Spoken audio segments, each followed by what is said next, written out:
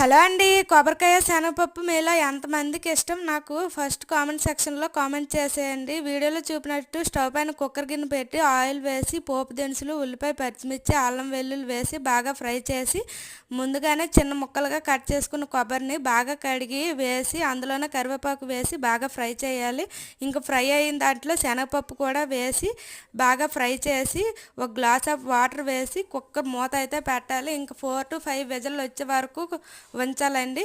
ఇంక ఈ కర్రీని నేను కుక్కర్లో ఎందుకు చేస్తున్నానంటే కుక్కర్లో వండడం వల్ల కొబ్బరి ముక్కలు అనేవి మెత్తగా ఉంటాయి. ఇంకా అయితే స్టీమ్ అంతా పోయాక మూత తీసి అందులోనే ఉప్పు పసుపు కారం ధనియాల పొడి వేసి బాగా ఉడకనివ్వాలండి. అందులోనే వాటర్ ఉంటుంది కనుక వాటర్ ఏమీ యాడ్ చేయక్కర్లేదు.